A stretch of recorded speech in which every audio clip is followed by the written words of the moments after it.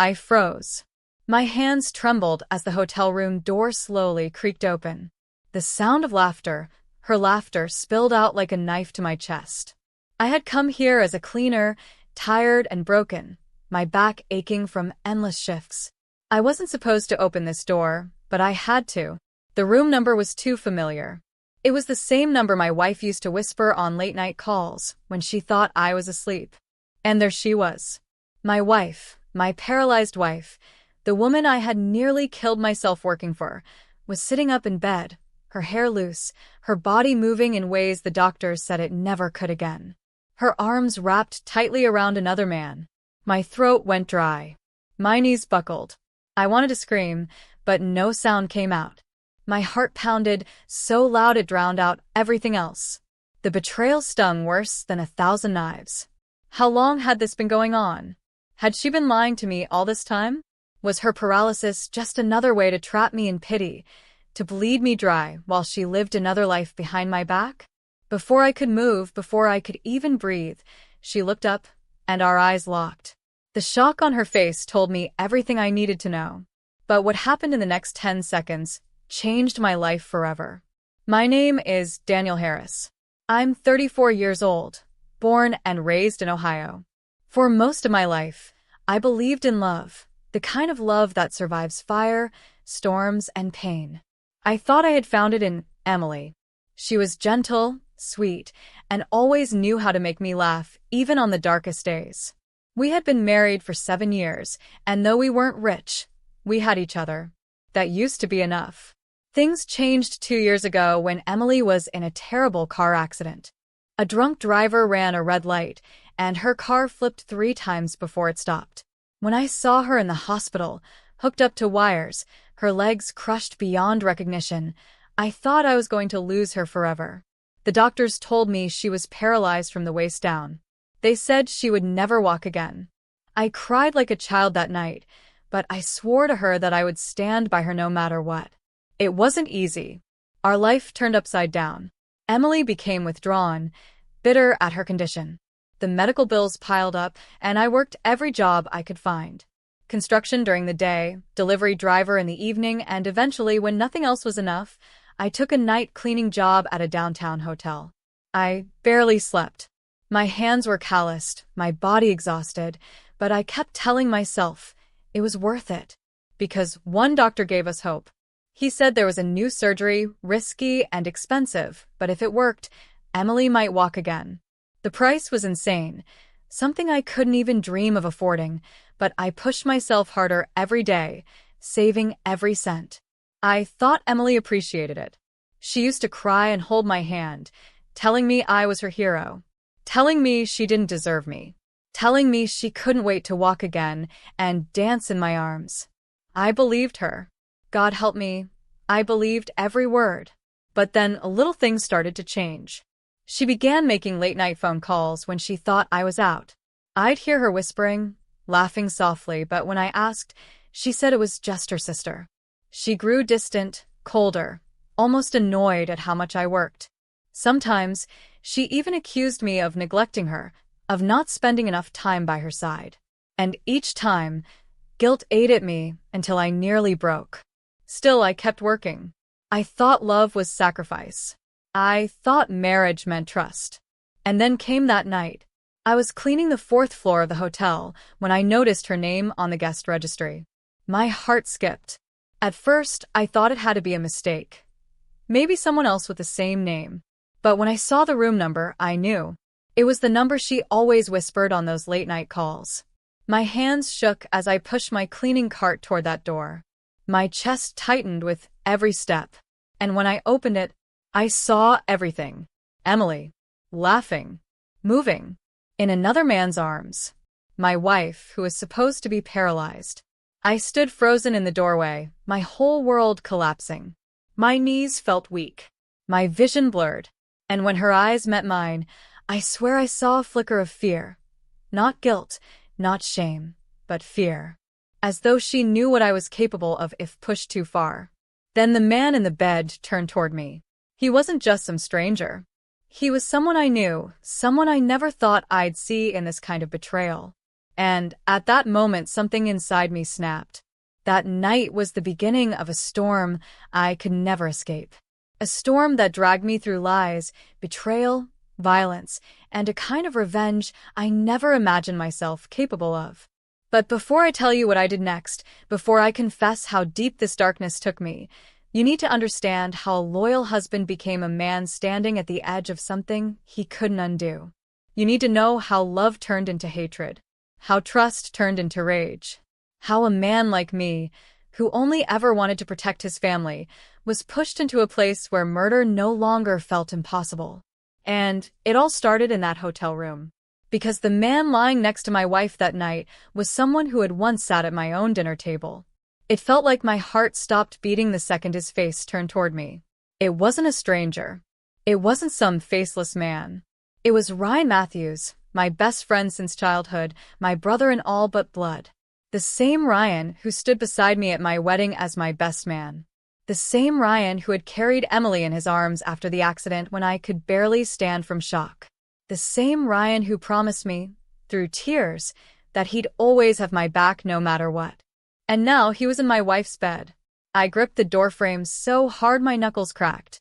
I wanted to lunge at him, to tear him apart with my bare hands. But my body felt frozen, like chains were wrapped around me. Daniel. Emily's voice broke through the silence, sharp and trembling. She pulled the blanket over her chest as if covering herself would erase the betrayal I had already seen. It's not what it looks like. Not what it looks like? My voice shook so hard I barely recognized it. You're supposed to be paralyzed. You're supposed to be the woman I'm killing myself for. And I pointed at Ryan, my hand trembling. He's supposed to be my brother. Ryan sat up, his face pale, his eyes wide with something between guilt and arrogance. Dan, listen to me. Don't you dare say my name. I could feel something rising inside me, hot, violent, uncontrollable. I wanted to grab the lamp on the nightstand and smash it into a skull. I wanted to drag Emily out of that bed and demand answers until her lies burned away. But I didn't. I stood there, shaking, drowning in rage and disbelief. Ryan swung his legs off the bed, putting himself between me and Emily like he thought he needed to protect her from me. It just happened, man. We didn't plan for this. She was lonely. You were never home. I snapped. My fist flew before my brain could stop it, crashing into his jaw with a sickening crack. He fell backward, hitting the headboard, but before I could swing again, Emily screamed. Stop, Daniel. Please. Her voice wasn't weak. It wasn't helpless. It was full of power, the voice of a woman who had been lying to me for 2 years. That scream jolted me back. I stumbled back a step, panting, staring at both of them like I didn't even know who they were. 2 years, I whispered. 2 years of breaking my body for you. 2 years of sleeping 3 hours a night. 2 years of believing you were suffering while you were. My throat closed. I couldn't finish. Emily's face crumpled, but there were no tears. Just a coldness that made me realize she wasn't sorry, not really. Ryan stood, rubbing his jaw, his eyes burning into mine. You need to leave, Dan. You don't want to do something you'll regret. Something I'd regret? No. The only thing I regretted in that moment was trusting either of them. I backed out of the room slowly, my hands shaking, my chest heaving like I had run a marathon. My world had ended in 10 seconds, and I didn't even know where to put all the fire raging inside me. The days after that were a blur. Emily didn't come home. She stayed with Ryan. I didn't call her, and she didn't call me. I couldn't eat. Couldn't sleep. Every time I closed my eyes, I saw her laughing in that bed, her body moving in ways I had prayed for, sacrificed for. I hated her, but I hated myself more for being blind, for being loyal to someone who saw me as nothing but a tool. And Ryan, my so-called brother. Memories of us as kids kept flashing through my head, climbing trees, stealing candy from the corner store, swearing we'd always have each other's backs. How could he do this? How could he take everything I had left? I thought about going to the police, exposing their lies. I thought about calling Emily's family, making them see the monster she had become. But in the end, I did nothing. I worked. I cleaned rooms. I delivered packages. I kept saving money for a surgery that no longer mattered, because what else was I supposed to do? For weeks, I lived like a ghost. Until one night, I came home to find something waiting on my doorstep. A letter. It was in Emily's handwriting. My stomach twisted as I tore it open. The note was short, cruel, and final. Daniel, I can't do this anymore. I deserve to be happy. Ryan makes me happy. Don't contact me again. Don't come near us. Forget me.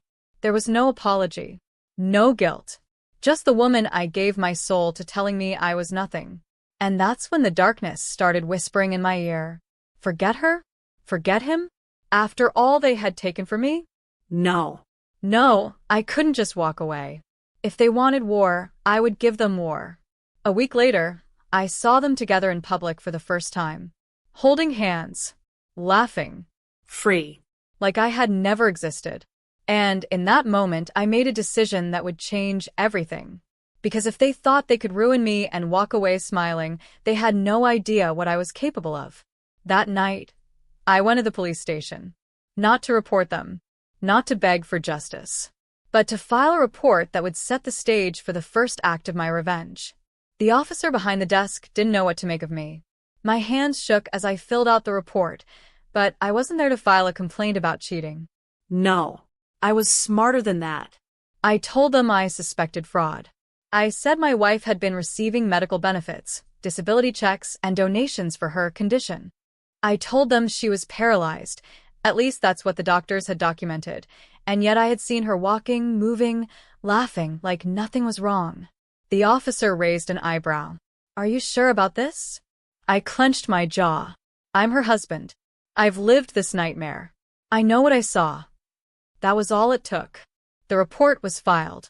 And once the law got involved, things would spiral in ways Emily never expected. But the revenge didn't end there. I wanted her to feel what I felt. The humiliation, the betrayal, the helplessness.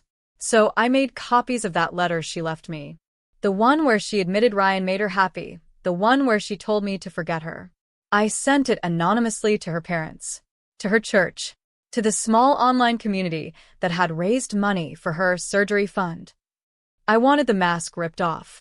I wanted the world to see the woman she really was. The fallout came fast.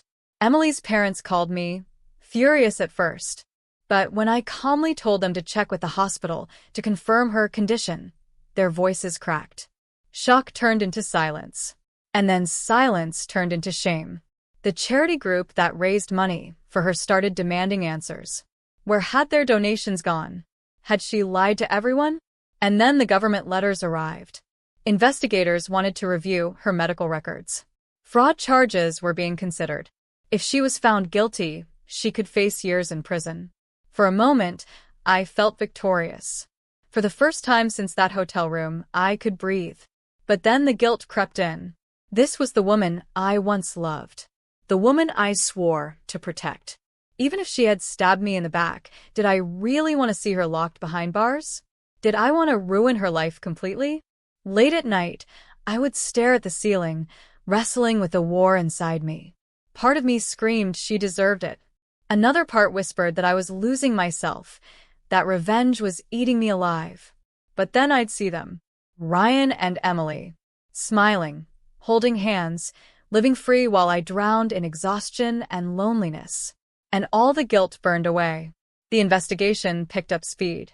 Emily was subpoenaed to appear in court. Ryan tried to stand by her, but even he couldn't shield her from the truth. Doctors were called in. Records were checked. Videos surfaced, hotel cameras of her walking freely. Her lawyers tried to spin it, claiming it was partial recovery, that she had hidden her progress out of fear. But the evidence stacked against her like bricks in a wall. And for the first time in years, I saw Emily crack.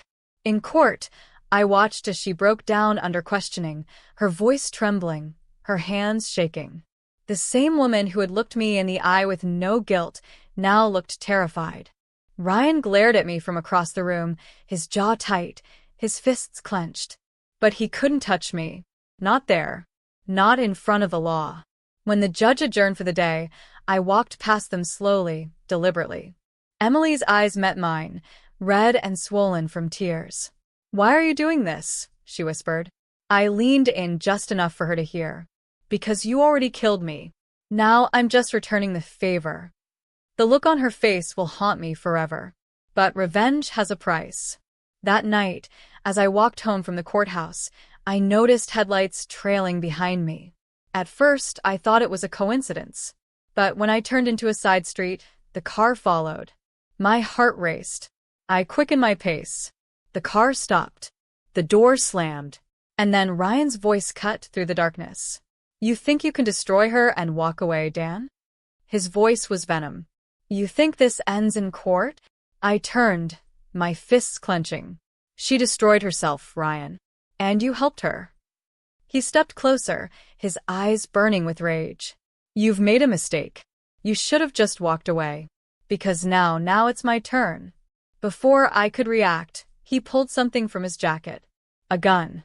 The cold metal glinted under the streetlight as he raised it at my chest. The world froze. The only sound was the pounding of my heartbeat in my ears. Ryan's hand shook, but his eyes were cold, determined. "Don't be stupid," I said, my voice low, steady, though my inside screamed. "You shoot me here in the middle of a street? You'll go down with me." He smirked, his finger tightening on the trigger. "Maybe. But at least you won't be around to ruin her anymore."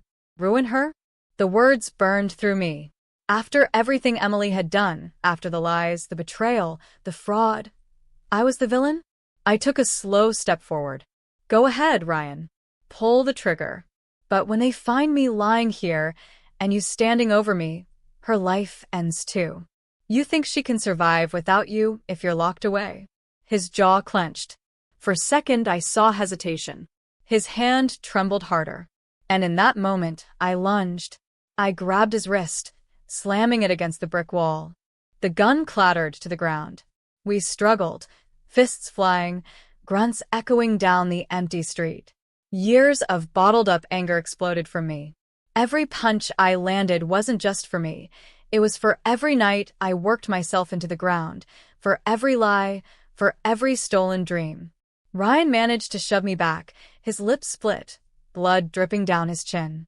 He dove for the gun. My stomach lurched. I kicked it away just in time, sending it sliding across the pavement into the shadows. He roared in rage, tackling me to the ground. My head cracked against the concrete, stars exploding in my vision. His hands wrapped around my throat. He pressed down, his face twisted with hatred.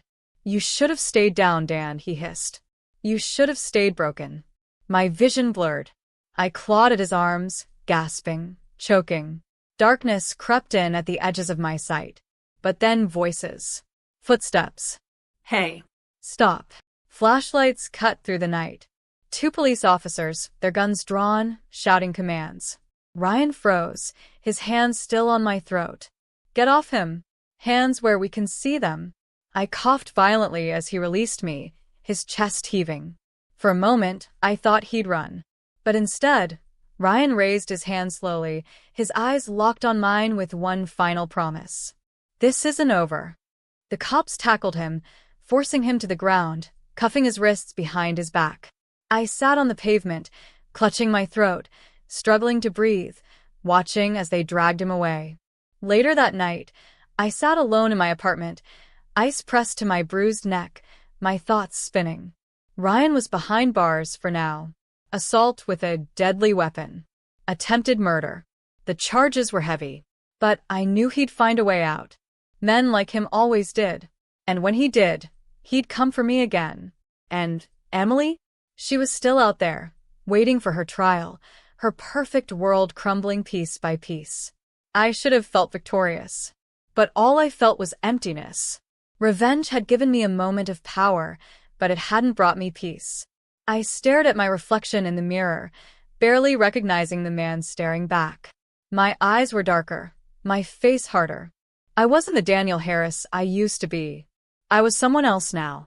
Someone who had crossed a line and couldn't go back. 2 weeks later, the phone call came. It was from the county jail. Emily wanted to see me.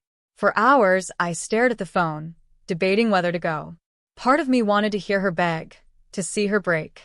Another part whispered that walking back into her orbit would drag me deeper into the pit I was already drowning in. But curiosity won. When I entered the visitation room, my heart thudded in my chest. Emily sat on the other side of the glass, pale, thin, her once proud eyes now hollow. She picked up the phone slowly, her hands trembling. "Daniel," she whispered, "I need you." I clenched my jaw. "You need me? After everything you did?" Tears streamed down her face. "Ryan's not who you think he is. You don't understand. He's dangerous. He's already promised that if I don't do exactly what he says, he'll kill me." Her words hit me like ice water. For a second, I almost believed her. Almost. But then she leaned closer, her eyes desperate. "And you, Daniel, you're in danger too. You think this is about love? About betrayal?" No. "It's bigger than that. Ryan, he's involved in something you don't know about. Something that could get us all killed." The blood drained from my face. "What are you talking about?" She glanced around nervously, then whispered one final sentence that made my stomach turn to stone. "Ryan's not just my lover. He's a criminal, and you've just made yourself his biggest enemy." Her words echoed in my ears like a gunshot. "Ryan's not just my lover. He's a criminal, and you've just made yourself his biggest enemy." I gripped the phone tighter, my knuckles white. "What do you mean? What kind of criminal?" Emily's eyes darted around the room, like she was afraid someone else was listening. "He's into things that don't make sense at first. Drugs. Money laundering. Illegal weapons. He told me things by accident, things I wasn't supposed to hear. And now, because of you exposing me, you've exposed him." I shook my head, anger boiling in my chest. "Don't do this, Emily. Don't try to scare me into pity. You made your choices. You and Ryan. I didn't choose this," she snapped, her voice breaking, desperation etched across her face. "At first it was just the affair. But then he trapped me. He said if I ever left him, or told you anything, he'd kill me. Do you think I stayed with him out of love? You don't know what he's capable of." Her tears streamed down the glass, and for the first time since the night of the hotel room, I saw something in her I hadn't seen before. Fear. Real fear. My stomach churned. "You expect me to believe this? After everything? After the lies, the fraud?" She pressed her hand to the glass, her voice trembling. "Daniel, listen to me. Ryan's people are everywhere. He has connections inside the police, the courts, even the hospitals. If you keep pushing this, if you keep fighting him, he won't stop until you're dead. You've got to get out, leave town. Please."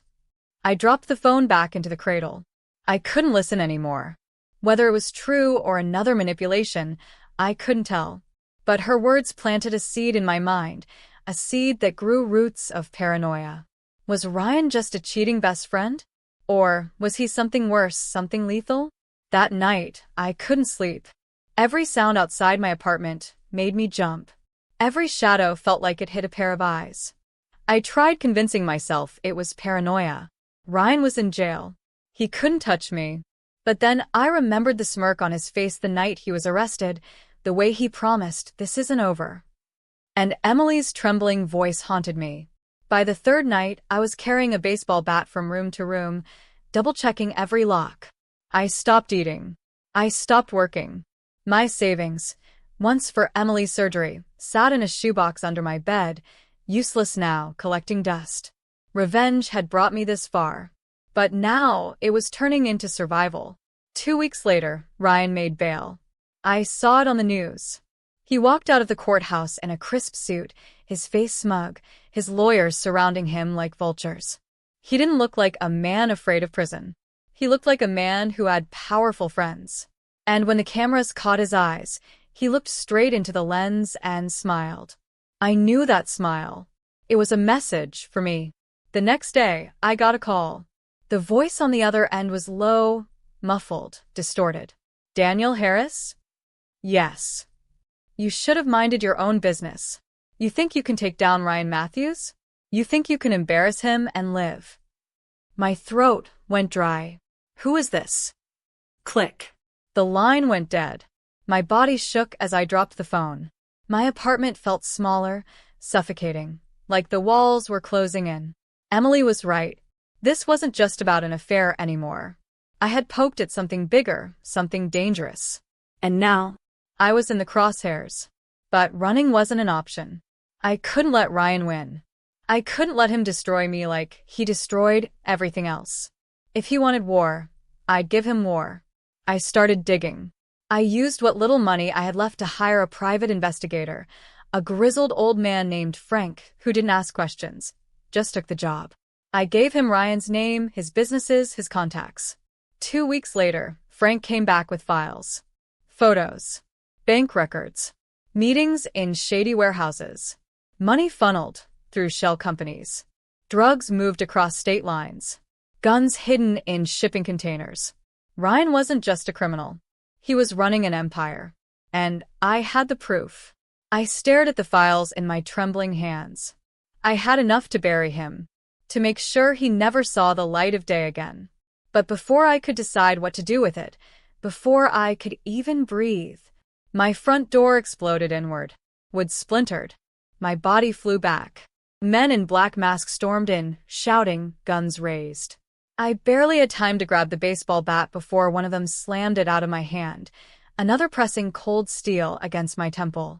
Ryan says hello, a voice growled. The barrel of the gun pressed so hard against my temple, I thought my skull would crack. My chest heaved, my heart pounding like a war drum. 3 of them. Black masks. Heavy boots. They moved with precision, like soldiers. On your knees, one barked. I didn't move. My fists clenched. Rage boiled inside me hotter than fear. Tell Ryan he'll have to kill me himself. The man closest to me slammed his fist into my stomach. Air shot out of my lungs, and I collapsed to my knees, gasping. The cold steel stayed at my temple. Another leaned close, his voice muffled but sharp. You think you can humiliate him? Destroy his empire? You're nothing, Harris. A janitor with a death wish. I spat blood onto the floor. A janitor who has proof. Proof that will bury him. That got their attention. The one holding the gun stiffened. The leader's voice grew colder. Where is it? My mind raced. The files were still on the kitchen counter, right in plain sight. If they saw them, it was over. But before they could move, the sound of sirens screamed in the distance. Red and blue lights flashed through the window. The men cursed under their breath. Move. One shoved me hard against the wall, my head slamming into the plaster. Pain exploded through my skull, and I collapsed dazed. By the time I dragged myself up, they were gone, slipping into the night like shadows. The cops burst in seconds later, weapons drawn, shouting commands. But it was too late. Ryan's message had already been delivered. At the police station, I tried explaining everything, the files, the ambush, Ryan's empire. But the officer's face told me what I feared most. We can't move on this, he said. Ryan Matthews has lawyers, connections. He's insulated.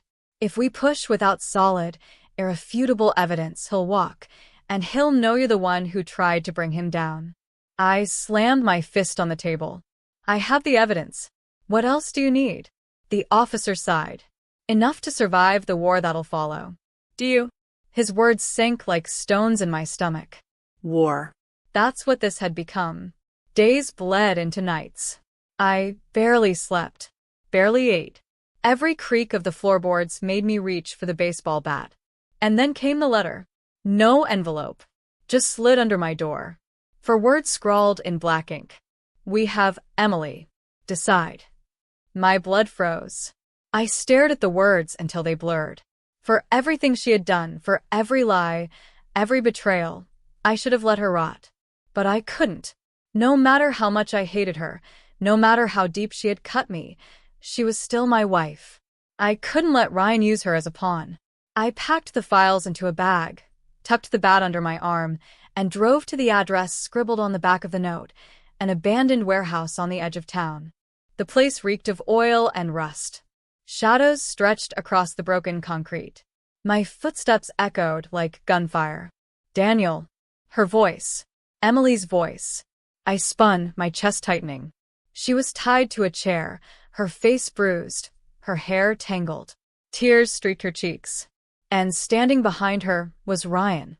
His lips still carried the scar from our fight, but his smile was intact. That same smug, cruel smile. "You just don't learn, do you?" he said softly. I raised the bag. "It's over, Ryan. I've got enough to end you. The cops know. The files are already moving." His eyes narrowed. For the first time, I saw fear flicker behind them, but it vanished as quickly as it appeared. "You think you can beat me with paper? With lies?" No, Dan. "This ends tonight, one way or another." He pulled a gun from his coat, pressing it against Emily's temple. She screamed, her eyes wild with terror. "Choose," Ryan hissed. "Her life or yours." My body shook. Sweat poured down my face. My mind screamed for an answer, but none came. For the second time in my life, I found myself staring down the barrel of Ryan's gun. But this time, there would be no hesitation. Because if he thought I was the same broken man he betrayed, he was about to learn how far I could go. Ryan's finger tightened on the trigger. Emily sobbed, choking on her own breath. My chest heaved, my mind racing. But in that split second, something inside me snapped. The fear, the hesitation, the weakness. All of it burned away, leaving only fire. I dropped the bag of files onto the floor, kicking it toward him. His eyes flicked down just for an instant. That was all I needed. With a roar, I swung the baseball bat I'd hidden under my coat. It cracked against his wrist. The gun clattered across the concrete. Emily screamed as Ryan cursed, clutching his hand. I lunged forward, tackling him to the ground. We hit the floor hard, fists flying, bodies thrashing in the dirt. "You ruined my life," I shouted, slamming my fists into his face. "You were never anything," he spat back, his blood spraying with every word. He was strong, but rage made me stronger. I pinned him down, my hands wrapping around his throat. His eyes bulged, his legs kicking wildly against the floor. For a moment, I saw it all flash before me. Emily's betrayal, his smirk as he sat across from me, the years of humiliation and pain. I could end it right here. End him. But then I heard Emily's voice, faint, trembling. "Daniel, stop. Don't let him turn you into him." Her words cut through the storm. My chest heaved as I froze, my fingers loosening around his throat. Ryan gasped for air, his body shaking under mine. But I wasn't going to let him win. Not by becoming a monster like him. I stood, grabbed the bag of files, and hurled them onto Ryan's chest. "These are already with the cops. Your empire is gone. You're finished." His laugh was weak, broken. "You think they'll believe you? You think you've won?" I leaned close, my voice steady, calm. No, Ryan. "I don't think I've won. I know I have. Because even if they don't take you down tonight, the world will know who you are. And you'll never sleep again, wondering when the knock on your door will come." His smile faltered. For the first time, I saw true fear in his eyes. I grabbed Emily's arm, pulled her up, and together we staggered toward the exit. Behind us, Ryan shouted curses that echoed through the empty warehouse, but they sounded hollow now. Empty. The police moved fast once the files hit the light. The press tore him apart. Investors fled. His so-called empire collapsed like glass under a hammer. Within weeks, Ryan Matthews was no longer the man who owned the city. He was a fugitive, hunted alone. And me? I wasn't a janitor anymore. I wasn't the broken man he betrayed. I was free. The last time I saw him, it was on the news, his mugshot flashing on the screen as they led him into custody. His eyes were swollen, his lips split. But what caught me wasn't his wounds. It was the look in his eyes. The look of a man who finally knew he had lost. Emily sat beside me on the couch, her hands folded, her face pale. We hadn't spoken much since that night. There was too much history, too many scars. But as the news anchor's voice faded, she whispered, "I'm sorry, Daniel.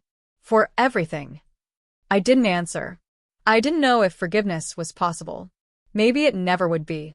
But as I stood and looked out the window at the rising sun, I knew one thing for certain. The man who walked into that hotel to clean floors was gone. In his place stood someone new. Someone stronger.